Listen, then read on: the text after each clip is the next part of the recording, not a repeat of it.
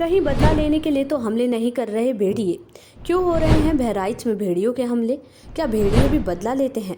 और इस मामले में विशेषज्ञों का क्या कहना है, आइए जानते हैं। दरअसल उत्तर प्रदेश के बहराइच जिले में भेड़ियों के हमले लगातार बढ़ते ही जा रहे हैं, जिससे स्थानीय लोगों में डर समाया हुआ है। जी हां, आदमखोर भेड़ियों के बढ़ते हमलों के बीच विशेषज्ञों का मानना है कि भेड़िए बदला लेने वाले जानवर होते हैं और पहले समय में इंसानों द्वारा उनके बच्चों को नुकसान पहुंचाए जाने के बदले के रूप में ये हमले किए जा रहे हैं। वहीं बहराइच के महसी तहसील क्षेत्र के निवासी मार्च के महीने से ही भेड़ियों के आतंक का सामना कर रहे हैं। बता दें कि बरसात के मौसम में हमले और बढ़े हैं। जुलाई के महीने से लेकर अब तक इन हमलों में 7 बच्चों सहित कुल 8 लोगों की मौत हो चुकी है। इनमें महिलाओं, बच्चों और बुजुर्गों को मिलाकर करीब 36 लोग घायल भी हो गए हैं। वहीं भारतीय वन सेवा के सेवानिवृत्त अधिकारी ज्ञान प्रकाश सिंह ने अपने तजुर्बे के आधार पर बताया कि भेड़ियों में बदला लेने की प्रवृत्ति होती है और पहले के समय में इंसानों के बच्चों ने किसी न किसी तरह के नुकसान पहुंचाया होगा। जी हां, जिसके चलते बदले के रूप में ये हमले हो रहे हैं। उन्होंने पहले के अनुभव का जिक्र करते हुए बताया कि 20-25 साल पहले उत्तर प्रदेश के जौनपुर और प्रतापगढ़ जिलों में सई नदी के गचार में भेड़ियों के हमलों में 50 से अधिक इंसानी बच्चों की मौत हुई थी और जब पड़ताल की गई तो पता चला कि कुछ बच्चों ने भेड़ियों को एक मांद में घुसकर उनके 2 बच्चों को मार डाला था। और ये पुरानी सदी से चली आ रही कहावत है कि भेड़िया बदला लेता है और इसलिए उनके हमले में इंसानों के 50 से ज्यादा बच्चों की मौत हो गई। साथ ही उन्होंने कहा कि बहराइच में भी कुछ ऐसा ही मामला लगता है। आपको बता दें कि जौनपुर और प्रतापगढ़ में भेड़ियों के हमले की गहराई से पड़ताल करने पर पता चला कि अपने बच्चे की मौत के बाद भेड़िए काफी उग्र हो गए थे।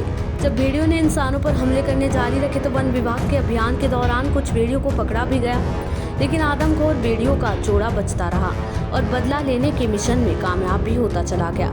हालांकि आदमखोर भेड़ियों की पहचान करके दोनों को गोली मार दी गई, जिसके बाद भेड़ियों के हमले की घटनाएं बंद हो गई। अब वन विभाग के मुताबिक बहराइच की महसी तहसील के गांव में हो रही है हमलों का पैटर्न भी कुछ ऐसा ही एहसास दिला रहा है।